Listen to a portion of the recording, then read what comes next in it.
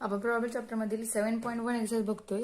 7.1 मध्ये question number 8 तो आपला चालला होता. क्वेश्चन नंबर 8 मध्ये आपण फर्स्ट अँड सेकंड हे दोन एक्झाम्पल्स सॉल्व्ह केले होते. दोन सब एक्झाम्पल्स आहेत ते सब क्वेश्चन सॉल्व्ह केले होते. यावेळी थर्ड क्वेश्चन जो आहे तो आपला सॉल्व्ह करायचा राहिला होता. थर्ड क्वेश्चन आपण आज बघणार आहोत आणि त्यानंतर आपण यामधील नेक्स्ट क्वेश्चन जे आहेत ते बघणार आहोत. तर थर्ड एक्झाम्पल काय आहे, तर P of X greater than 4. आपलं स्टार्टिंगला एक्झाम्पल काय आहे ते बघा. एक्झाम्पल आहे random variable X has the following probability distribution X P of X. X means random X means random variable okay. And P of X means probability आहे, प्रत्येक random व्हेरिएबलची प्रोबॅबिलिटी आहे. 0ची प्रोबॅबिलिटी 0, 1ची प्रोबॅबिलिटी के, 2ची probability 2k, 3ची probability 2k, 4ची probability 3k, 5ची प्रोबॅबिलिटी k स्क्वेअर, 6ची प्रोबॅबिलिटी 2k स्क्वेअर अँड 7ची probability 7k square plus k. ठीक आहे. तर आपण या पी ऑफ एक्सचे ऍडिशन करून आपण के ची व्हॅल्यू फाइंड केली होती. ओके. आणि आपला के किती आला होता, तर के ची व्हॅल्यू आपली 1/10 आली होती. ओके. ते आपल्या आधीच्या व्हिडिओमध्ये हे पूर्ण एक्झाम्पल हे first and second example solve केलेले आहेत पूर्णपणे.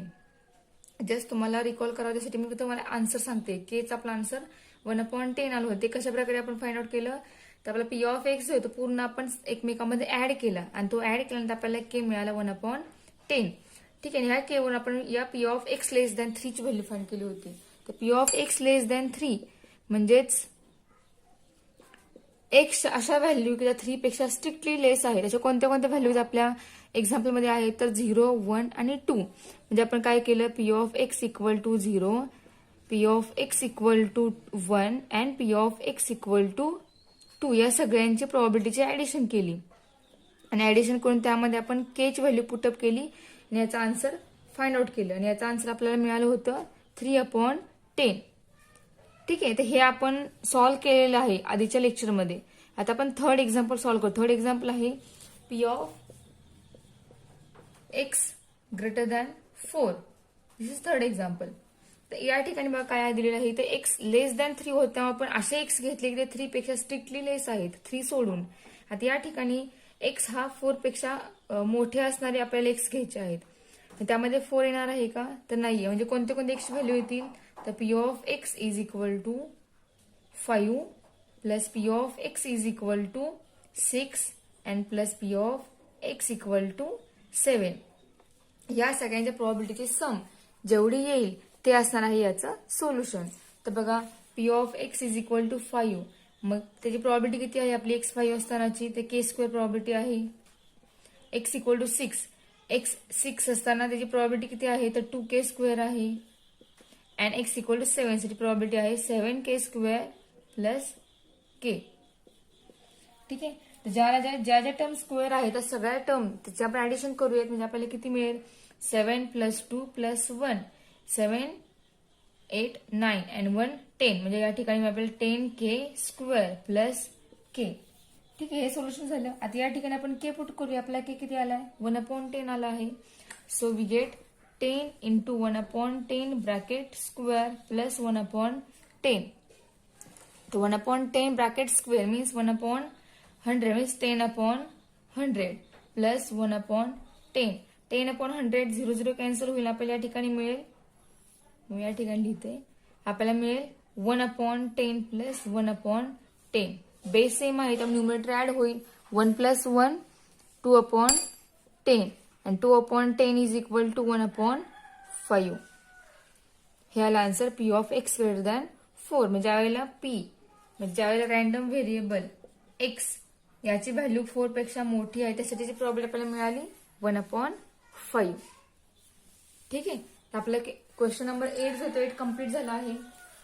या पुढचा क्वेश्चन जो क्वेश्चन नंबर 9 तो आपण आता बघूयात. क्वेश्चन नंबर 9 बघा. क्वेश्चन नंबर 9 आहे find expected value and variance of x for the following PMF and x is -2, -1, 0, 1, 2 and P of X is 0.2, 0.3, 0.1, 0.50 and 0.25. हा आपल्याला टेबल दिलेला आहे. आता आपल्याला एक्सपेक्टेड व्हॅल्यू आणि व्हेरियन्स ऑफ एक्स फाइंड करायचं आहे. त्यासाठी आपल्याला त्या व्हॅल्यू फाइंड करण्यासाठी आपल्याला त्या ठिकाणी टेबल आपल्याला एक टेबल ड्रॉ करावा लागणार आहे. टेबल म्हणजे आपल्याला ठराविक व्हॅल्यूज फाइंड कराव्या लागणार प्रत्येकाच्या. ठीक आहे. म्हणजे आपल्याला एक्सपेक्टेड व्हॅल्यूचा फॉर्म्युला काय आहे, ऑफ एक्स जो आपण कसा फाइंड करतो, तर summation of XI into PI यावेळी आपण ई ऑफ एक्स फाइंड करतो, बरोबर. म्हणजे आपल्याला या ठिकाणी x I into P I ह्याचं टेबल हवं आहे. ज्यावेळेला आपल्याला x I into P I प्रत्येकाचा मिळेल त्यावेळेला लास्टला आपण त्या सगळ्यांचे सम करणार. सम केल्यानंतर जे येईल ते आन्सर असणार आहे ई ऑफ एक्सचं. ओके. व्हेरियन्स ऑफ एक्स म्हणजेच काय तर बघा, व्हेरियन्स ऑफ एक्सचा फॉर्म्युला आहे summation of X I square P I minus summation of X I P I bracket square. हा फॉर्म्युला आहे व्हेरियन्स ऑफ एक्सचा. म्हणजेच काय तर हे काय आहे तर ई एक्स स्क्वेअर, हे आहे E of X whole bracket square. हे म्हणजे हे आहे X I square into P I. तर एक्स आय स्क्वेअर आपल्याला आणि इंटू पी आय याचा आपल्याला एक टेबल ड्रॉ करावा लागेल. त्यानंतर आपण नेक्स्टला लास्टला जो पूर्ण टेबल फाइंड झाला प्रत्येकाचा x I into P I x I square into P I find झाला की लास्टला आपण त्या सगळ्यांची सम करू शकतो आणि सम केल्यानंतर आपल्याला याचा आन्सर मिळणार आहे. ठीक आहे. मग हे ठराविक आपले कॉलम जे आहे ते कॉलम या ठिकाणी ऍड होणार आहे. त्यामुळे आपण या ठिकाणी याचा परत एकदा टेबल ड्रॉ करतोय. तर टेबल ड्रॉ कसं करायचं तर बघा, आपले फॉर्म्युले जे आहे त्या फॉर्म्युलेनुसार आपण प्रत्येकाचा कॉलम तयार करतोय. तर बघा आपण सोल्युशन फाइंड करूया एक्झाम्पल या. सो वी कन्स्ट्रक्ट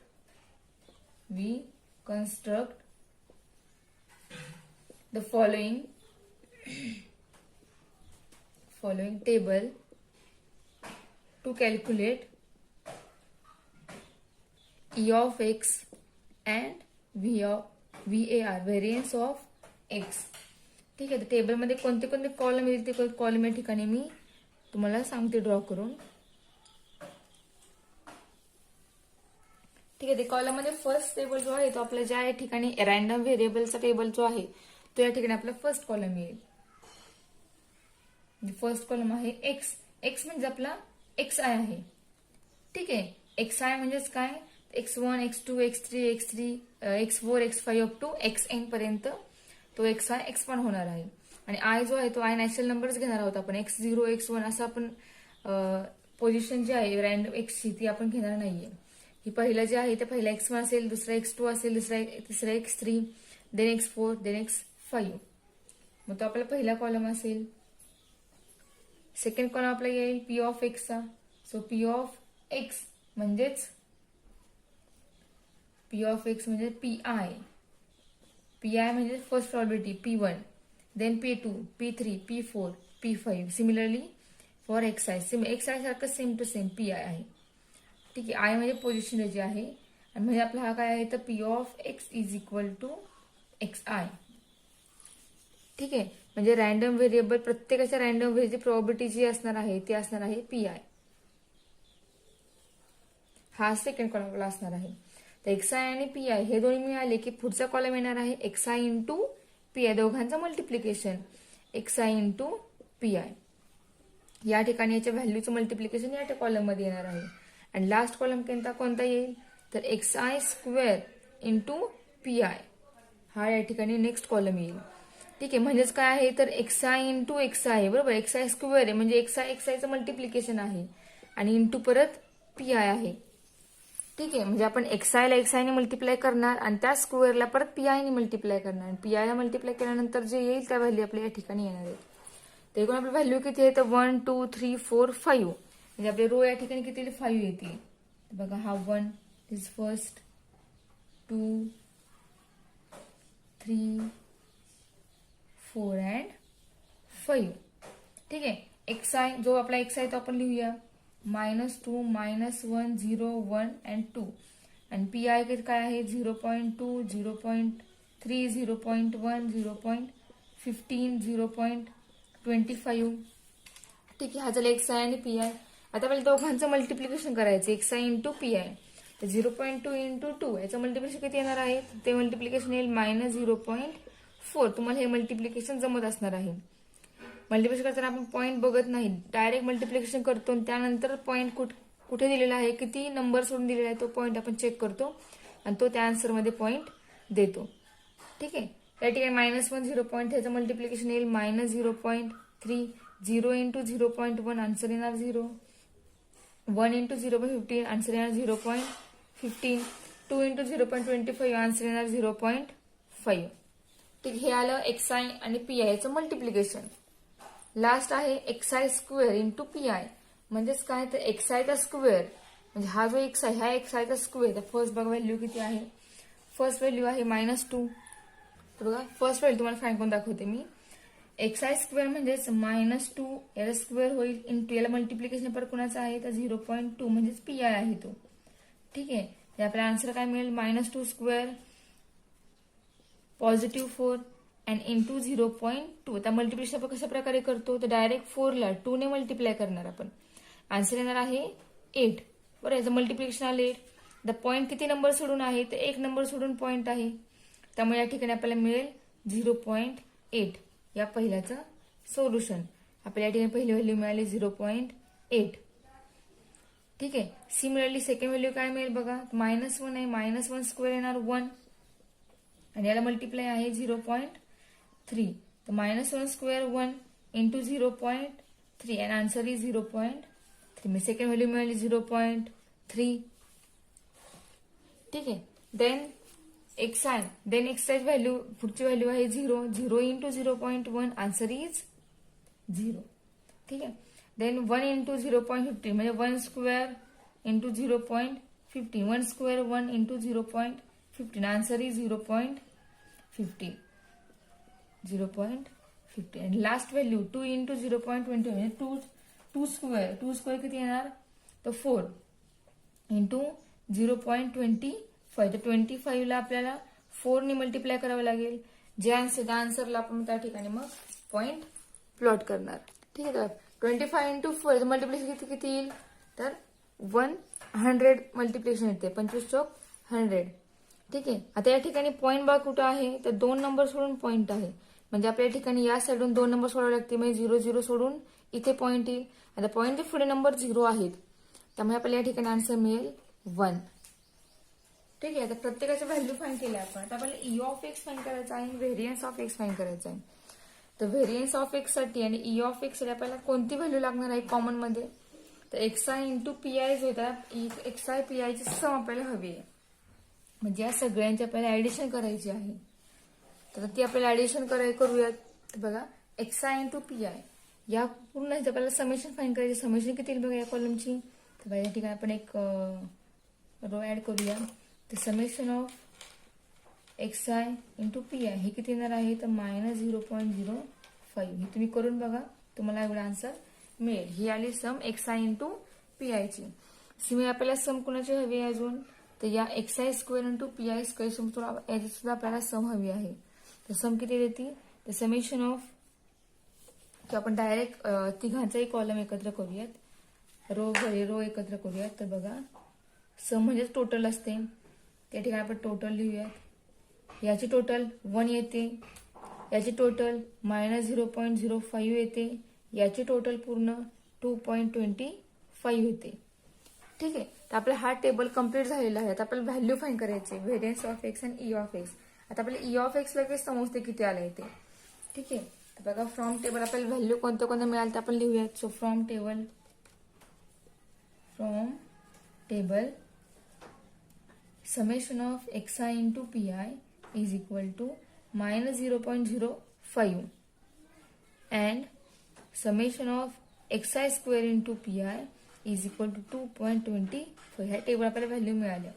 आपल्याला फाइंड करायचं E of x. The formula of E of X is summation of xi into pi. Therefore value is -0.05. आपल्याला ई ऑफ एक्स मिळाला -0.05. आता आपल्याला फाइंड करायचं variance of X. So VAR of x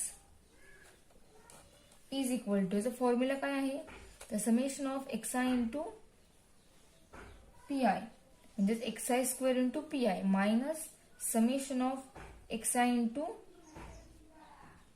PI whole bracket square म्हणजे XI square into PI याच्या सममधून आपल्याला minus करायचं आहे XI इंटू PI ब्रॅकेट स्क्वेअरचा आन्सर. तर summation of XI square into PI ह्याचा आन्सर किती आले आपल्याला मिळाले तर 2.25 एवढे मिळाले आहे. ठीक आहे, आणि मायनस ब्रॅकेट स्क्वेअर आहे म्हणजे स्क्वेअर कोणाचं होणार आहे तर -0.05 याचा ब्रॅकेट स्क्वेअर होईल. ठीक आहे. आता आपल्याला आन्सर काय मग हे सगळं फाइंड केल्यानंतर, तर बघा 2.25 मायनस 0.05 याचा ब्रॅकेट स्क्वेअर किती मिळाला पहिला, मायनस स्क्वेअर पॉझिटिव्ह होईल आणि 0.05 स्क्वेअर होईल 0.0025 हा होईल या 0.05चा ब्रॅकेट स्क्वेअर. ठीक आहे. दोघांचं सबस्ट्रॅक्शन, हे सबस्ट्रॅक्शन आपल्याला मिळेल 2.2475. ठीक आहे. ही आली व्हॅल्यू व्हेरियन्स ऑफ एक्सची आणि आपला ई ऑफ एक्स आला मायनस 0.05. हे कॅल्क्युलेशन इझी आहे, तुम्हाला जमतील. तुम्हाला अशी कॅल्क्युलेशन मी भरपूर वेळा केलेली आहे, त्यामुळे मी या ठिकाणी याचं एक्सप्लेनेशन सांगणार नाहीये. डायरेक्ट आपला आन्सर किती आले तर सगळं हे फाइंड आउट केल्यानंतर तर 2.2475 हे आपला व्हेरियन्स ऑफ एक्स आला आहे, हा आपला ई ऑफ एक्स आला आहे. ठीक आहे. या टाईपचं आपण अजून एक एक्झाम्पल बघणार आहोत. या टाईपचं नाही, थोडंसं वेगळं आहे, पण त्यामध्ये आपण ई ऑफ एक्स म्हणजेच मीन आहे, त्याला वेगळा शब्द आहे त्यामध्ये दिलेला आहे तो. तर मीन म्हणजेच ई ऑफ एक्स असतो, तो आपण